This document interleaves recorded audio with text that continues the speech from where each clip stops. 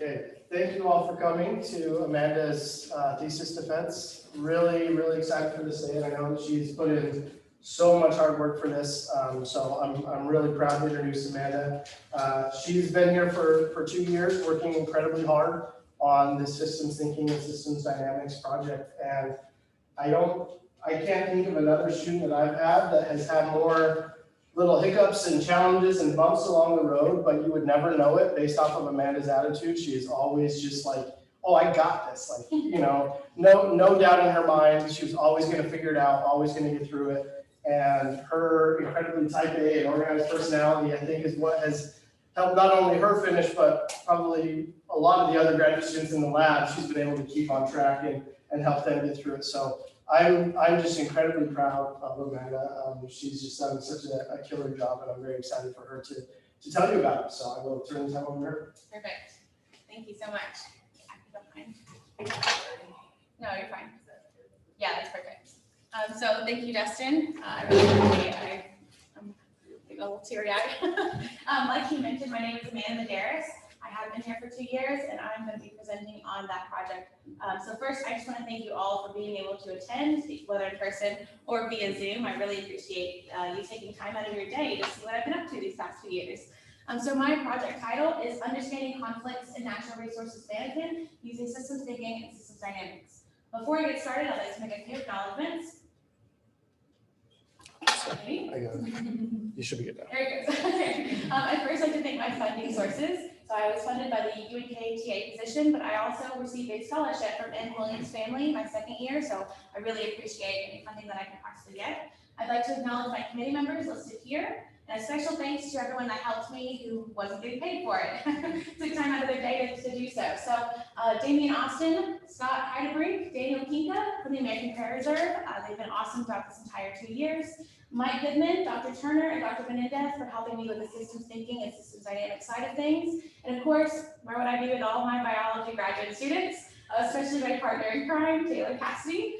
Now, typically, for a traditional graduate student, they have a couple pictures of people who helped them in the field. I did have an untraditional project, so I do not have any field pictures, but I would like to share a few of just a couple of the highlights that happened for the past 2 years. I would have gotten through this, but I really wouldn't have gotten through this as sanely as I did without all these wonderful people that I had by my side.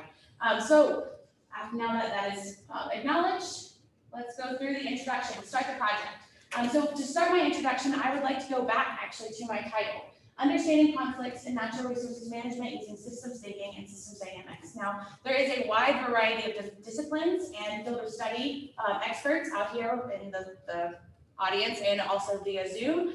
But there is one common word that we are all understanding in this title, and that is conflicts. One way or another, we have been met with some kind of conflict, whether internally, personally, in our personal relationships, or in the workforce. And conflicts to us has a different definition, or we've learned a different definition throughout our years of living. And there's a few characteristics that we know about conflict. I would like to highlight a few from my project. So conflict is inevitable. One way or another, you are going to meet with some conflict. And if you don't, please tell me the secret so that I can use it in my life. Conflict is as complex as it can be. It can have something small as a quick fix, or it can be something large that may not even have a solution, and you just do your best with what you can do. And also, of course, it involves one or many stakeholders. So internally, or it can have up to 10, 20 different stakeholders. A little note real quick about what stakeholders are for the people that may not know, specifically my mother, bless her heart. Stakeholders are people that have stake in something. So if I was to say a deer population in the woods, the stakeholders in that deer population or in that environment would be something like hunters. They have stake in that population, as well as natural resource managers. They have stake in that population, as well as anybody that live around the area, live around that population. They also have stake in that population. So that is just a quick little note about what stakeholders is, because I will be using that word quite frequently. But I want to look at conflict in a more specific field. So I want to look at conflict in natural resource management. So real quick, again, just a quick note about what natural resource management is. So natural resources management is quite literally the management of natural resources. What does that include? That includes animals, minerals, forest, wind, land, and water. So it's quite literally just the management of those natural resources. So what does that look like though, in conflict of natural resources? What does that mean? Well, that looks like human-wildlife or human-human, and I'll get to that in a moment, conflict. So human-wildlife conflict can span from something simple as raccoons in your trash can to something much larger around the other parts of the world. Elephants scaling fences just to go through and get to the crops or get to the other side and ruin crops or property or so forth. All of these are examples of human-wildlife conflict. You most likely have engaged in some of it by trying to get away from deer on the road, trying not to hit them or them not hit you, basically. But that is basically human-wildlife conflict, and I'll get to the human-human conflict here shortly. So what are the main causes, the main consequences of this conflict? So here are a few main causes. They can happen from habitat degradation. This is probably the more prominent one that everybody realizes or knows. So this human habitat degradation, can look like agriculture expansion, human settlement, deforestation, and fragmentation. So this one is the more commonly known because, as you know, if we were to fragment a landscape, the wildlife have to go somewhere. So they disperse somewhere else. More likely it is near a human settlement, which would cause human-wildlife conflict. Another less known example of a cause is reintroductions. So reintroductions look like if there was an endangered species, let's say, in a certain area, and the managers of that land, they make a conscious decision to reintroduce some species to that landscape. They don't know the unintended consequences that could occur with that species being in that area, which could result in human-wildlife conflict with the human settlements in the area. So these are a couple of the main causes, but what about consequences? So main consequences include crop and livestock losses, as I just mentioned briefly ago, property losses, human-wildlife injury or death, and disease transmission. So we know that there is conflict in natural resources, but what do natural resource managers do? What do they try to do to mitigate this conflict? So they actually use a tool, or most use a tool, I should say, known as adaptive management.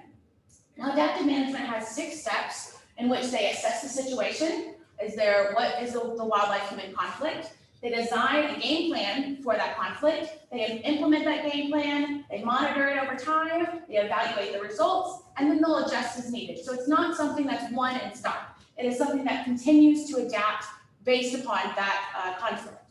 So let's do a quick example of how to use adaptive management or how adaptive management is used. So let's say that we have a pretty busy or big forest with a pretty busy road split right down the middle of it. Let's say that there are a deer population in that forest that lives in that forest.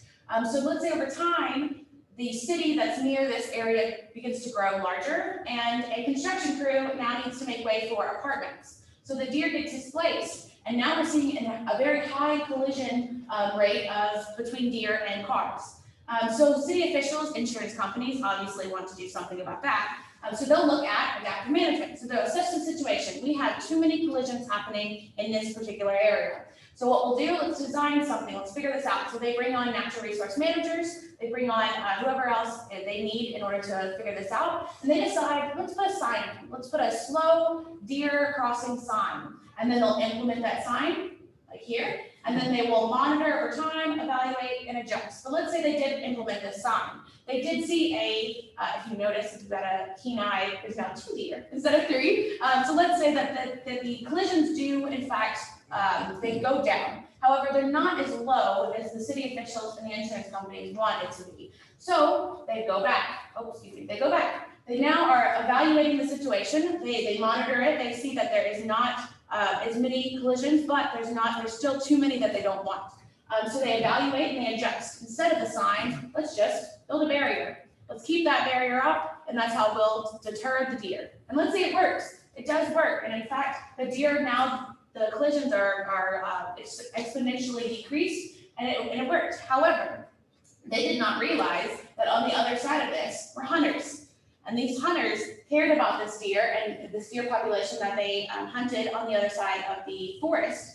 And now that they are protesting this barrier. So now that it is no longer a wildlife-human conflict, it is a human-human conflict, which it's still talking about the deer, but now it is between 2 stakeholders and not just because of the human-wildlife interaction. So what do? So now we've got these natural resource managers, we have these insurance companies, and we have the city officials looking into what do we do with the situation. So they'll go back to their adaptive management and they could look at, well, let's now try and assess the situation based upon the conflict between the hunters and the city officials who put in and implemented this barrier. But that is there's a big gap in what we call the mental models of the stakeholders. So what are mental models? Mental models are how we perceive reality. It is our reality based upon the complex reality of the world. So what I mean by that is how we understand what we deem significant, insignificant, cute, ugly, anything like that is because of how, one, our environment portrayed what our mental models would be. So let's say one person sees a certain species as a huge part of the ecosystem. Let's say bats, because I'm an avid bat lover, and I know that there are some people who don't see the same thing. They see pests, they see disease transmission, they see all of that. But I grew up in an environment where I studied bats, I know about their ecological processes, I know about their role in the ecosystem. So I have a different mental model about bats than the person that sees them as pests, because they grew up, let's say, around crops or so forth that interrupted their area. So let's look back at our example and look at the mental models that are involved in our deer example. So we have several mental models that you may not have been aware of. We have one, the city officials, the insurance companies that are looking to decrease collisions. That is their mental model. They see the deer as a hindrance and they need to decrease that deer population. We see these poor passerbyers that are just trying to go down the road without hitting a deer.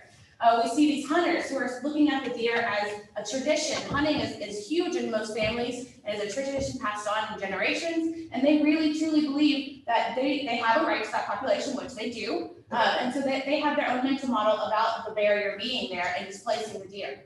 And then we have state wildlife officials who are just looking to manage that deer properly and just the best they can do. Then we have the construction crew who, bless their hearts, are just trying to do their job. They don't see deer, barrier, or anything. They're just trying to do their job.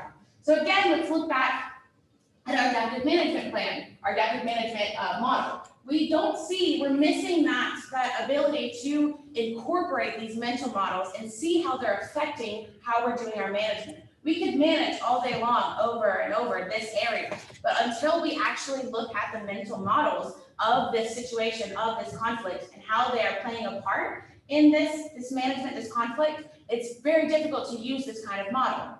So that is where I come in. That's where my project comes in. I use what is called systems thinking and systems dynamics as a different tool to try and bridge that gap and realize these mental models in the capacity of this conflict. Before I talk about what exactly this is, I'd like to talk about my study area real quick. So what is my study area? I use the American Prairie Reserve in Montana, which I'll show a map here shortly of that area. So in 1999, the World Wildlife Fund and the Nature Conservancy, which are two big conservation organizations around the world, they got together and they declared the Northern Great Plains Steppe ecoregion, which is this entire red line here, which encompasses 5 American states and 2 Canadian provinces. They declared that this was a critical priority landscape in order to conserve and restore prairie landscapes back to their original state, basically. So that is where, in 2001, after they declared that, they looked for ways in order to try and conserve this land in this area. So in 2001, a nonprofit was born and established in this little star here, which I'll zoom in here shortly, and that is the American Prairie Reserve. So there's a lot going on with this map, so just let me break it down real quick. So this is the area in which this map area, this little small in the bottom right corner, is where American Prairie Reserve is currently residing. When they were established, they had a mission goal of 1.3 million hectares and 10,000 bison. They deemed this amount as based upon what the World Wildlife Fund and the TNC, the Nature Conservancy, declared would be an area large enough to protect that prairie landscape. So all this blue here is their deeded and leased land as of 2017. I think it's about the same. There might be a few more purchases and leases they had made since then. But for the most part, this is what their area looks like. Notice that they do sandwich the wildlife refuge and the national monument in hopes of being able to create that, instead of a mosaic, that continuous landscape. The red here, or the pink, is where their current bison reside in their management units. As of today, they have a little over 800 out of their 10,000 goal. So this, as you can see, spans pretty wide. So this spans across 7 counties in Montana. And as you can imagine, especially since when they first started, there was some conflict that occurred. So the conflict that has happened, because this area is more rural with a lot of farmers and cattle ranchers. So this conflict has resulted in such things as protest signs. So we have one here, Don't Buffalo Me, No Federal Land Grab. So that was created by some of the local farmers around the area. And then we have this Save the Cowboy, Stop the American Prairie Reserve, which was established and created by an organization known as UPOM, which is the United Property Owners of Montana. So they also do a few other kinds of protests in the form of legislation against APR and forms of legislation against either their bison or their land acquisition. So obviously there is some conflict. We've seen this conflict with the American Prairie Reserve and their neighboring communities. But that still lies the question, how do we incorporate these mental models of these two stakeholders in order to try and mitigate or mediate that conflict? That's where systems thinking and systems dynamics comes back into play. So systems thinking and systems dynamics are, even though that they are two different pieces, they are the same puzzle. So systems thinking is quite literally what it says, the thinking way of the system. So think about how everyone probably thinks this way, you just never knew that you did or had a name. So things like every action has a reaction, or what comes around goes around. It's the idea of taking something linear, so I have a problem, I have an action, I do an action, and then there's an outcome. So I'm gonna use the example of a leaky faucet. I have a leaky faucet, I throw a Band-Aid on it, and now it's not leaking anymore. That's obviously the case, but there's gonna be a reaction eventually. So the systems thinking takes us away from this linear, non-feedback view to a complex feedback loop. So again, I have a leaky faucet, I throw a Band-Aid on it. It's no longer leaking, however, over time, that Band-Aid's gonna get gross, and it's gonna start leaking again. So no matter what, and think about all the things that you do in your life, that's why the action to the reaction occurs. Systems thinking is that way of taking a system and looking at not just this, affects this, but rather this affects this, that will eventually affect this again. So each variable can affect one another in some capacity. We're not just a linear thinking. Nothing that we do is linear. If you think really hard on it, it's really not. So everything that we have or we do is feedback loop, which is what systems thinking is all about. So systems thinking side is taking this idea of looking at a system, looking at a conflict, and modeling it this way, or mapping it out this way. So if that's systems thinking, what is systems dynamics? Well, systems dynamics is taking what you've done here and now actually putting all the mathematical equations to it, modeling it out. Quite frankly, it's the nerdy side of systems thinking. So what are the steps of systems thinking? Let's move to that, because I think that'll make it a lot clearer of what these two tools are. So here are the 6 steps of systems thinking.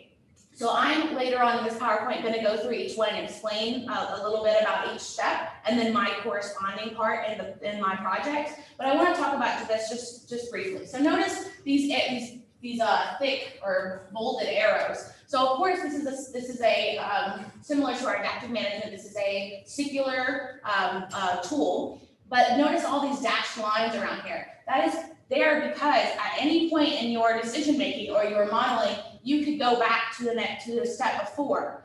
Because this is, of course, modeling a system. This is modeling, let's say, conflict. Conflict in a system is ever changing.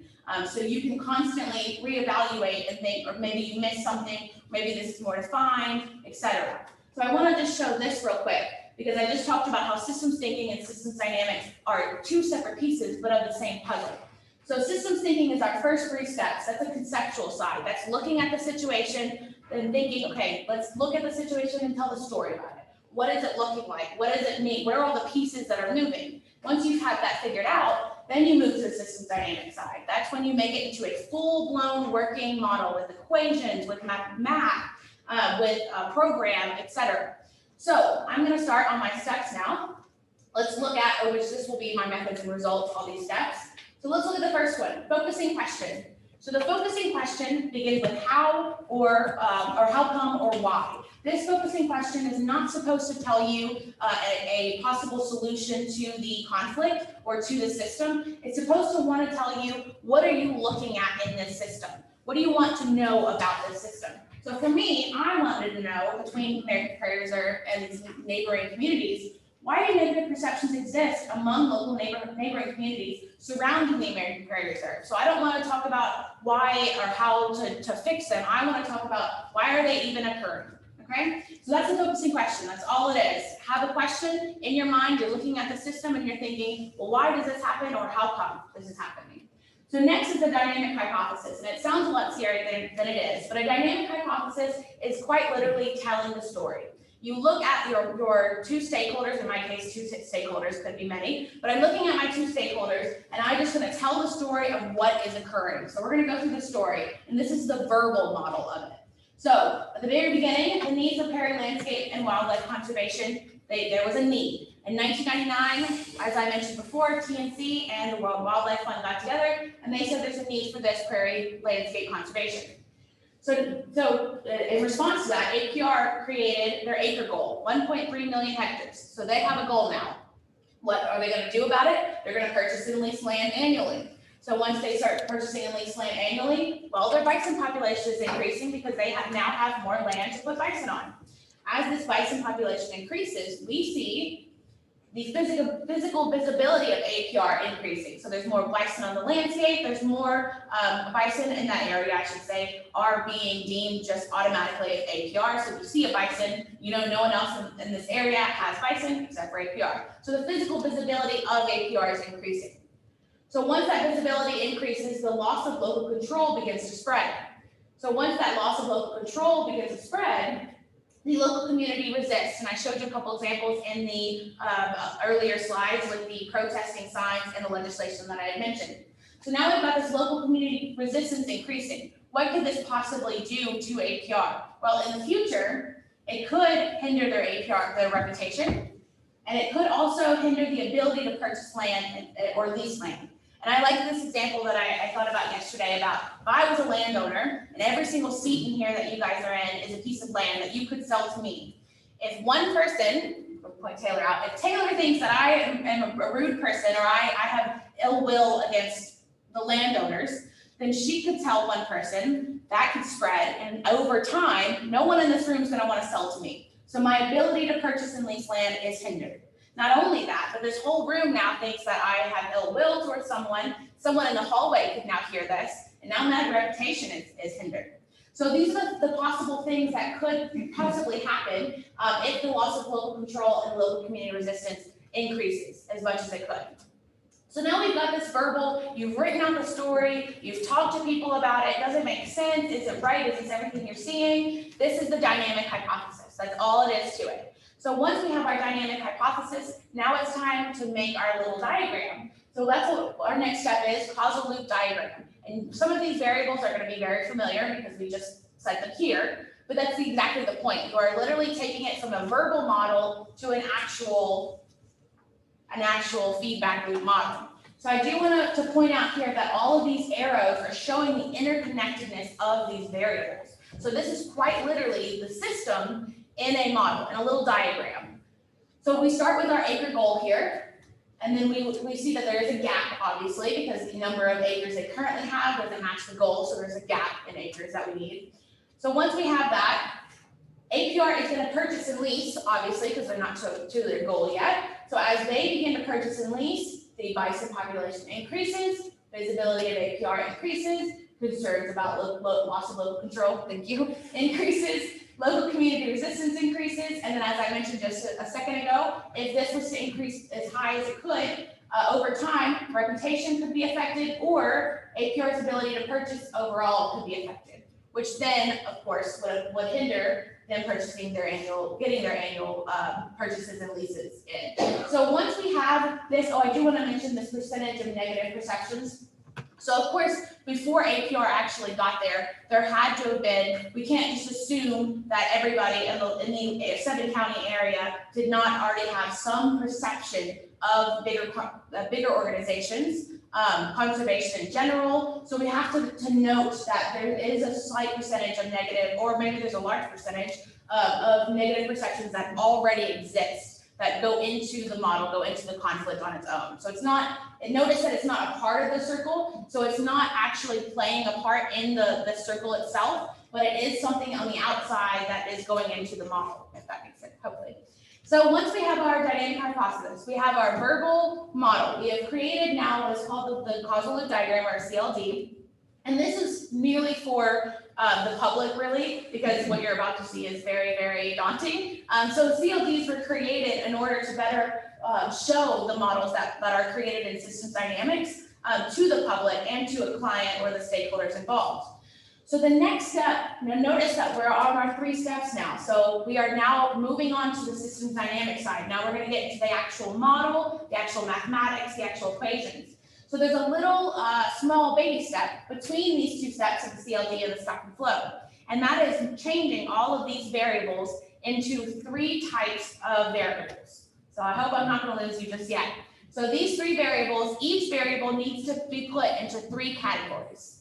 So they could either be, 1, a stock, something that accumulates over time. So let's use the example of a bison population. That is a stock is the bison population is something that accumulates over time. It goes up, it goes down, there's deaths, there's births, etc.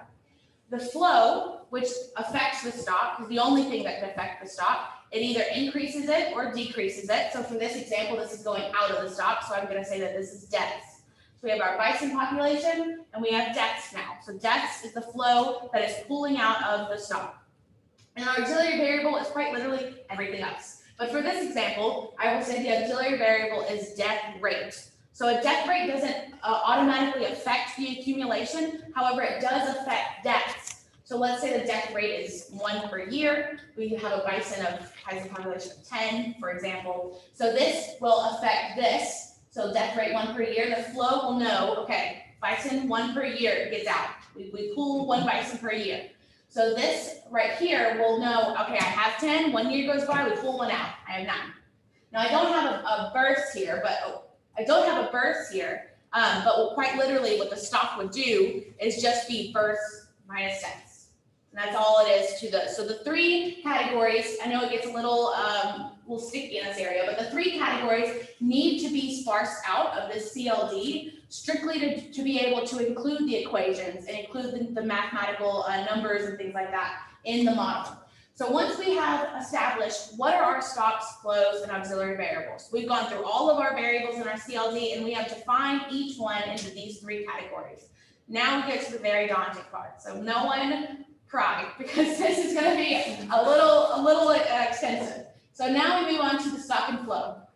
So this was my final model that I created in the past 2 years. So remember, our stocks, our flows, and everything else is auxiliary. I do want to add and emphasize that each of these arrows is showing the interconnected relationships and showing that this is the entire system that is occurring as of in that snapshot of reality that I took.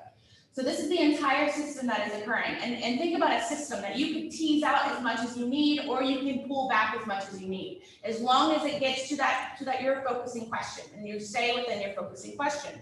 So I'm not going to go through each single variable, but I do want to highlight the pieces of this model. So let's start with, I actually want to backtrack real quick and just explain what these are, this bottom right.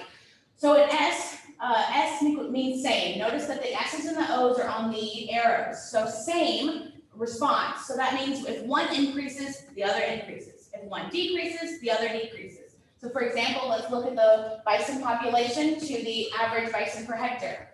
If the bison population were to increase, the average bison per hectare would increase. So that's just same response. They're just doing the same. Opposite is literally the opposite response. So for example, the local community resistance over here and the APR reputation, if local community resistance were to increase, the APR reputation over time would decrease. So if one increases, the other decreases, increase. So that's opposite response. Then we have our balancing and our reinforcing loops. So our B's, as you can see, there's quite almost all of them except for one down at the bottom. Our B's is a balancing loop, which means that this loop, this part of the system, craves stability. Think of a graph and how a graph would either go up, go down, or it just kind of lingers in the middle. This is the lingering in the middle, loop. It's a balancing loop. It craves that stability. Once something goes up, something else is going to go up, something goes down, something else is going to go down, okay? So reinforcing loop, which I have one at the bottom here, is literally the opposite. It is either exponentially growing or exponentially declining. So it is not looking to be stable. It's either going to be up or down, which does not necessarily mean good or bad. It just is going either up or down. And then our little hashtag here, which I only have a few all the way to the left there. So this is just a delay. This is just an important part of the model to show that it happens over a long span of time. So it's not happening instantaneously, it's not happening over a few months. A delay quite literally happens over a longer span of time. So just like our local community resistance or our example of me, Taylor, spreading the rumor around this room, it would take a while for my reputation to actually be hindered, and it would take a while for my ability to purchase land to be hindered, because if Taylor starts whispering, maybe only the right side actually stops selling to me, but I still have the left side. So it just takes a while. So that's just what the delay is. So now that we have our little maintenance out of the way, let's look at some of the parts and pieces to this model. So this top left, this red square here, that entire section is showing the land acquisition for APR. So this is literally just showing, and it looks complicated, but this is just showing, okay, APR has a goal, they make purchases, now they have some hectares, and then they just goes through that. So quite literally, that just is a continuing circle of, we have a goal, did we meet it? No, okay, let's keep purchasing. And then over and over. So then we have our bison loop over here, which I'm going to take a closer look at here in a second to explain a couple of things. But just for now, this is our bison loop. This is exactly what is happening with the land acquisition, except on a bison standard. So they have a goal. They have bison additions, which includes importing and births. And then they have bison subtractions, which includes deaths and exports. And they have a goal. Did they make the goal? They didn't. So let's continuing adding bison. Did they make the goal? They didn't. And continuing. Okay? So then we have our, in the middle, the bison with hectares with bison, excuse me. So not all hectares are available to bison. So we have that kind of overlap between the bison and the hectares of land. So now we have, as some of the hectares are added into the hectare additions for bison. And so we have a stock of the number of hectares with bison. And then this is just controlled by hectares and the bison. So then we have at the bottom here, the perceptions. Because I told you before, I mentioned it briefly in the CLD, that we had a level of perceptions to begin with. But once we started seeing the visibility increase, we started seeing an increase in those negative perceptions with protesting and all of that. So we have this section here just to incorporate, or just to show that this is, and like I said, mentioned a while back about the mental models. These are those mental models of the local farmers, the ranchers, and those local neighboring communities. So then lastly, we have this little bit of the resistance and the reputation. This is kind of my little delay side, I call it, because this could happen. This is potentially already happening. It's just not at such a big pace for APR, such an organization as big as APR. All right, so these are the 5 kind of big categories that I saw in my system that I modeled out into the stock and flow. So I'm going to take a closer look now at the APR bison population. So I want to just zoom in on this one. So I just want to do a couple of things just so that y'all are seeing the actual equations that are happening, the kind of mechanics of this model. So we have our bison goal here at the top, or at the bottom, the top left, excuse me. So we have this bison goal. Basically, the goal stays at 10,000. That's their goal. That's what they want. So the goal will tell the bison remaining that it needs to be, or it's got to be at least 10, no more than 10,000. You're cut off at 10,000. Okay. So the bison additions, which I mentioned, are import and births, go into this bison population. So this is just a normal, this outflow here, this little flow here is just a normal population model. You've got births, you've got deaths, you've got a population. The goal met at the top is simply for the program of systems dynamics. But the goal met basically says, did the bison population, is it at 10,000? Yes or no? If it's yes, it cuts off additions, or cut off, or balances that additions. If it's no, then let's continue it adding. So it's just the mediator basically to kind of run this model as needed. And then of course the initial bison population was just the 800 something bison that I started with. So this is just this is what all of these little small models basically look like.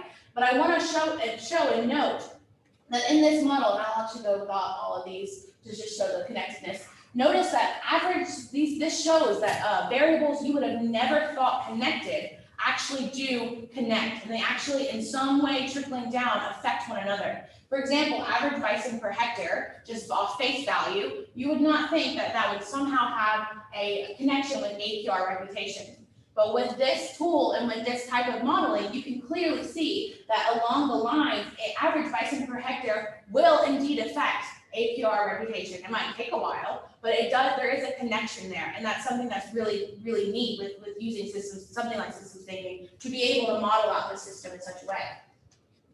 So let's go back. Okay, so of course, my model is not without limitations. Just about every model is wrong. So how wrong it is, we need to think about that. And that's something you have to learn throughout your project. So I have found that there are limitations to my model. In particular, there's limitations in some of the variables. So I'm going to highlight a few of the variables and just talk briefly about them. So visibility of APR, we had some idea that obviously the physical visibility is there, but we weren't sure how to weight that visibility or how to appropriately model that visibility, because they could also have a visibility presence on Facebook or signs somewhere else or things like that. So the visibility is kind of one of those that needs to be teased out a little further. Level of negative perceptions towards APR. So we did have, there was a survey that was done in 2019 by a third-party company from APR that surveyed around the area of Montana. So I think it was 800 plus surveyors, only about less than half of them were in the project area. The rest were on the outside of Montana, around Montana. And it just was surveying to see, do you know APR? And if you do, what do you know? Do you like them? Do you not like them, etc.? So I did have some level of negative perceptions towards APR, but I only had it on 1 year. And with systems thinking, you need that historical reference. So you need to know how their perceptions have changed over time. So concerns about loss of local control. This is one of the variables I pulled from that survey, but again, we only had that 1 year. So I didn't know how this spanned over time, how this was affected by. I did not know also that how this was affected by visibility, although I did know that they were connected. So local community resistance is another one. Local community resistance, we knew we had, UPOM had a blog, they published very frequently, I think once a month or a few times a month, that did talk about APR. They talked about their legislation they had against APR, the signs, of course, that you previously saw. But we don't have any level of measurement of this local community resistance. So this is one of the limitations that we have in the model. So APR reputation is another one. Again, there was many actually, websites that show some kind of point value of reputation of organizations. But again, that was 1 year, and I didn't have over the span of time, a long time, excuse me. And then APR's ability to purchase or lease. So this one was kind of a little trickier one. For this one, even though I knew a lot about it, I didn't really know how reputation or local community resistance was affecting it, or what the weights of those were to this variable. So these are the 6 variables that we really need to be teased out more. And we actually, in my thesis, we talk about the need that if APR, another student or another organization were to go out 5 to 10 years, or 4, 5 to 10 years, and take some kind of data on these 6 variables, that over time, after that data is collected, we would be able to add those in here and be able to fully build confidence in this model. So this is the final model that I stopped with. So there are a couple of next steps that like I just mentioned, if someone were to collect this data and now they have a working running model, they can do these next steps in order to continue to build confidence in this model. So there's a couple of ways, there's actually many ways to build confidence in systems dynamics models. These are the top 3 that I found in literature and in a couple of systems thinking textbooks. So the first one, historical behavior. I've mentioned this a little bit, but historical behavior is basically, it's also called a reference mode. It is what is occurring over time, and can we match that? Does my model, maybe not exact, but does my model get close to this graph? So let's say, for example, let's say I did have perceptions over time. I had perceptions for the last 10 years, and my model showed, or my graph of that showed, that let's say it forms this kind of like ever sloping, just sloping down graph. So if I put in my model, I run my model, does my model over that 10 years match that graph? Does the graph that the model spit out match it? So that's just showing that if we can match or closely match something that was historical, we should be able to now predict something in the future. So that's historical behavior. Face validity is kind of a common sense one, but it is it's a very, very important one, I should say, especially for going from a small model to a large model. Face validity is just kind of reading the model, going through the model, and if I read it through just like a textbook, does it make sense? If I'm putting bison and hectares and making average bison per hectare, is that relationship correct? And you're actually doing this throughout the model, but when you go to such bigger models and you get more complex, it's something that can get lost in times, and you don't even notice it until you read it. So face validity is a very important confidence builder to do at the very end. And then we have our extreme behavior or our sensitivity analysis. So this is when you take one or a few variables of your model and you just push it to the limits. You do things that you will probably never see in nature or in that system, but you want to make sure that your model will produce something. So if I say that APR is going to they have no more bison, they're getting rid of every single bison that they have, and that's probably never going to happen. But if I do put that in the model, will it still produce something that makes sense? That is true. That's not going to break the model or anything. This is one of the most important, or is noted as one of the most important tests to do after you have your historical behaviors already matched up, because this shows the boundaries of your model. So once you get, let's say we've gone through those data points, somebody's collected that data, we've got a running model, and now we've built confidence in. What do we do now? We've got the system model. What's the next step after that? So the next step is policy design and testing. And this is kind of the fun part of modeling. So you've already done your model, you've gone through the nitty gritty. So let's test some policies. So Dr. Ranglack, Danny from American Prairie Reserve, and I got together and we created a couple of scenarios that APR was actually interested in. So this is usually what you do for systems thinking and systems dynamics project. You will ask the client, you'll sit down with the client, whoever they are, and you'll make up these scenarios together. This is to actually make sure and create that, one, your client wants something that they're going to actually use, and two, make sure that the client wants something that they can actually use, but it isn't too much for the model. So you kind of want to find that balance of, is it possible, and can they actually use that data? So here are a couple of examples that they pulled out, or we created ourselves. So this is actually another example also of extreme boundaries, and I'll explain why. So the no growth scenario. APR limits the growth for the next 15 years. So they stop buying land and they maintain their bison herd at what it is. So let's look at if they did that. So let's say they just stopped buying land. This is now 0. And let's say our bison population, our additions stopped. So we have 800 something bison and no more land buying. What would that do to our level of negative perceptions towards APR down here? What is that going to do if we run that for 15 years? What effect will that have? Now, obviously, APR has no intentions of stopping buying land, and they probably aren't going to be able to, or probably won't be able to maintain their bison herd at this. But that is an extreme sensitivity test that I was talking about. And that's also a policy they can run, or a situation they can run. Policy, I know, is typically not used in this form, but for systems thinking, policy is basically just the scenarios we can do. So there's our first no growth. What about our status quo? So for the next 15 years, we just do exactly what they're doing. We don't change a thing. We don't do anything at all. For the next 15 years, what will that do to our negative perceptions, level of negative perceptions? Will that just balance out? Will it decrease? Will it increase? So that's another one of the policy tests we could run. And then lastly, our growth scenario. So APR accelerates growth. Again, they don't plan on doing this, but this for sensitivity analysis reasons, this is one of the ones that we can test. So let's say they increase their purchases by 10% and their bison herd by 10%, or the rate of their bison herd by 10%. That is a drastic increase in both of those that, again, they probably won't do, but it's good to see if our model will output something that's real, or output something that we know it should, and won't, one, break down on us, and two, won't just give us some crazy level of negative perceptions that we don't think that it should. So that's the policy testing and design testing of the model. So that's like the last step you do after you were able to create the model. That's kind of playing around with the model with your client or the stakeholders. So now what does this all mean? I've been throwing a lot of words at you. I've been throwing a lot of models at you. It's been getting quite hairy at the end. So let's go back and kind of take a breather for a moment. So what does this mean?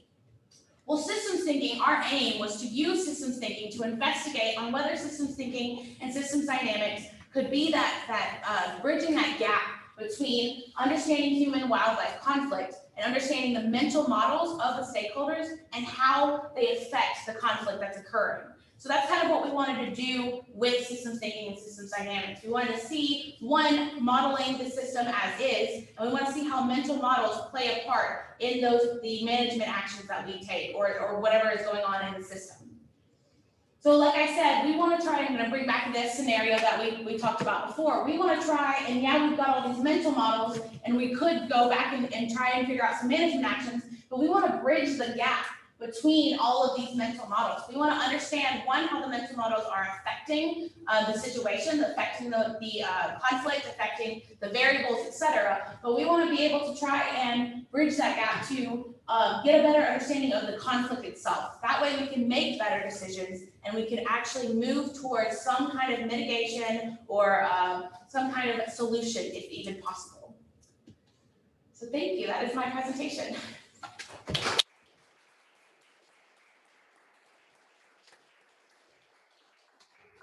All right, and I will take any questions. And for those of you in Zoom land, if you put questions in the chat, I will make sure that we see those. Oh, yes. So you said that with extra years, you can have different weighted variables in your model, correct? Yes. So I guess my question is, in theory, if you had more data, which variables would you say are weighted more or weighted less? That's a good question. Can you click on them? I'll actually go back to the model for this question. Yeah, so actually those are the ones that so the six that we are really looking towards to understanding better.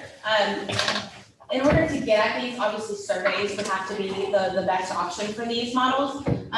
We have a couple hypotheses of what are the most weighted, and actually that's, in systems, we call those leverage points. So what are the most weighted that's tipping the point of these? We're thinking, honestly, because at first they thought it was bison. APR really thought that bison was what was really hitting the hawk. Like they just did not like bison. They thought that it was, they're going to destroy the property, disease transmission, and all of that. The 2019 survey actually showed that the concerns about loss of local control was one of the biggest things that people feared. So we predicted or hypothesized that the loss of local control was going to be really the weighted factor. Thank you. Yes. What do the white arrows represent on your model? So the white arrows. Sorry. No, you're fine. So the white arrows are actually just for my program. There is what is called a constant. So it's just, it continuously stays that number. There's nothing that's going to be affected. And it's really just for the equation building. Just because the goal is 10,000, or the goal is 1.3. The initial hectares that we had, the initial hectares of bison, and then the initial value for that. So it go in the initial bison population. So it's just the constants in the model. They just, for some reason, make it a different arrow color.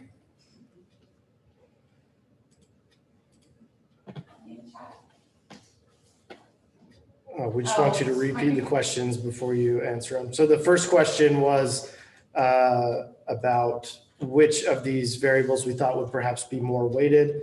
And then the second question was what did these white arrows mean?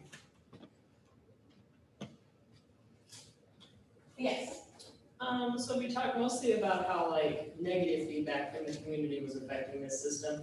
Was there any positive feedback from the community at all, as far as pro-conservation just folks in the town, and did that affect the model in any way? So we did at first include some of the positive, and it wasn't mainly about from the landowners, but the positive that APR were trying to bring forth. So they have, conservation programs basically. So they have something like cameras for conservation, where they'll give out little cameras to landowners, and then if whoever, depending on what they catch on that camera, so different kinds of animals or wildlife, they'll pay them for those pictures. And then they also had things like Wild Sky, ranches, so the local landowners and the local ranchers would kind of get together and create a contract with APR, basically saying, well, if you implement some wildlife friendly things, we'll pay you for it. That's like wildlife fences and cameras and things like that. So we did try and include that into this model, but we realized after building through it that the scope that we were trying to look at, it was just too wide, the positives. So although that we should implement that at some point, and that should be implemented, from what we were trying to do, it was just too wide of a scope. And system thinking is very like, look at, what you need to look at, don't go beyond that, just because of how difficult it is and to use some of these programs and to create those equations. But those were definitely thought about and implemented at first, but we realized that, just to answer our focusing question, it didn't have as much of an effect as it needed to. And to add to, so the question was, were there positive perceptions as well? To add to that, as someone who's been up there and spent time in the area, I would kind of categorize this negative perception as like a donut. In the middle of the donut, if you are in the hole, you're a neighboring landowner to APR, you share a boundary. Those people generally have more positive views towards APR because they have more direct experience with them and they've come to realize, hey, these are good neighbors. Yeah, they're doing something a little bit differently, but like if my place catches on fire, I know they're going to be out here to help me put it out. And if their place catches on fire, I'm going to go and help them. Like there's that neighborly attitude. In the donut itself, those intermediate distances where you don't share an immediate boundary, but you're still local, that's where the negative perceptions are the strongest. And then outside of the donut where you're away from APR and it doesn't really affect you, it's just something you've heard about, those people tend to think, again, rather positively of APR and their mission. So it's kind of interesting the way it shapes out relative to distance. That's a little bit anecdotal, but some of that was also reflected in the survey that they did. Yeah. I'm wondering what kind of land is around it. Is it mostly agriculture or is it the prairies? Like if it's ag, does it have to be restored before they buy it, or will they restore it once they buy it? Or if it's agricultural like fields, how do they plan on buying that? And like, I guess, in my experience in Minnesota, a lot of farmers are mad with like light rail being implemented in towns and stuff, and they're afraid of losing money. So how will that affect if they lose money by APR on their land? So the question was how the land is around APR and whether it is agriculture, and if it is agriculture, does APR have to restore it, spend money on restoring it, and the kind of disagreement that they have between that, right? That's the gist of it. So for the most part, I won't say almost all of it, because you did see the, sorry, can you go back to click on the, Yeah. So we did see, way back here. Okay, so notice that the wildlife refuge and like I mentioned before, so all of this is conserved already. The land that they are looking at, and they show a couple of like the state public land, BLM. So some of this land that they purchase and lease from is already, there's not agriculture there or anything like that. If they're going to purchase from landowners themselves, which they have before, it is agriculture, or sometimes maybe it was retired and they just stopped. So they do have to do some restoration. I know I've talked to Danny about some of them just kind of leaving as is, like just resting the land for a while, but restorations do occur, and they only purchase from or lease from willing participants. So there's no like argument between that. They're not like trying to outbid anybody or anything like that.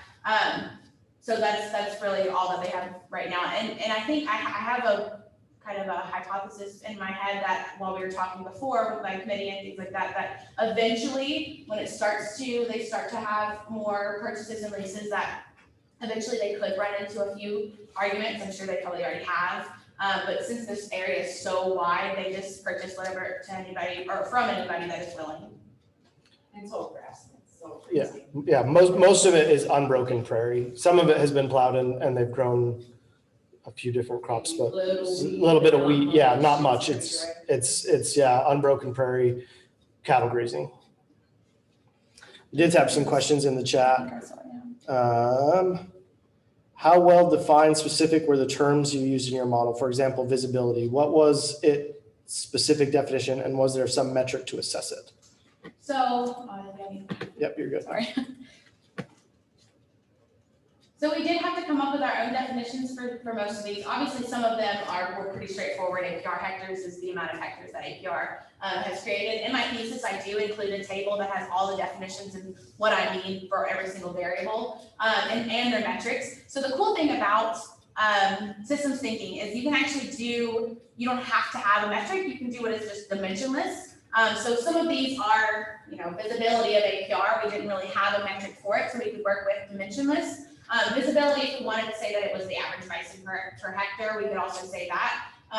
But the visibility of APR, we just defined it as being able to physically see a bison. And this is why one of those things that the variable is limited and we do need some more data on it, because what is that, how far do they have to be? Are they seeing it from far away? Are they seeing it up close? Things like that. So we don't really have, we have a kind of a formal definition, a very broad definition, but it does need to be defined further. And I think that's what through here. Some of these need to be defined further and teased out more, because I do have a broad definition of what I mean in my model, but for the sake of understanding these models better, they do need to be defined more. Thank you. I might have missed this during the presentation, but is there a specific time frame, say like 5 to 10 years, where you're most confident in your model, and what would be the time frame where you think your model isn't as accurate? So the model itself, so I have, depending on the type of data, so I have land data, like land acquisitions from 2001 until now. Bison data I had when they first put bison on the landscape in 2005 until now. The perception data, I only have 2019. And then as you saw in the policies and things like that, they would want to look at 15 years from now, so until from 2021 to 2036. So they wanted to look at that 15 span. I wouldn't say that I'm most confident or more confident. I'm obviously more confident in the ones that I have all the years for. But I wouldn't say that I'm very confident in understanding this, because like I mentioned before, it needs to have that historical reference. We need to have some kind of reference mode to reference this to, and we just don't have that data. All right, we have one final question in the chat. From the output of the model, is it numeric or more of a categorical output? So if you ran the model, if you actually look at, this is also a cool thing about systems thinking. Not only can you look at the model in general and how the graph, so it's a graph that pulls out, or a table, if you want to look at a table as well, they have both, or they have a cool little, they have all kinds of cool little graphs that you can have. But the cool thing about this is you can, on the program, which is called Bensum, you can click on any one of these variables, or double click rather, and then it'll pull up. And then when you play around with any of this, you can have that graph up. And as you play around with it, the graph will move. And if you have the table up, the table will move. So it is a graph or a numerical, however which way you want to look at it. I know Taylor and I, when we were trying to build more confidence in the model, looking at it numerically was the easiest, just because we can say, okay, they obviously had so many acres in 2020. So if I played with my model, and in the numerical, okay, it shows that we had that many, or close to it, that many hectares in 2020. So that's the cool part about it. You probably want to reference it on both, or obviously you want to reference it on both numerical and graphical, but that's the cool part of this. You can literally just, however your client wants it, or however your stakeholders want it, you can do that way. Good questions. All right, I think we're at 10 o'clock, so thank you so much. Great job.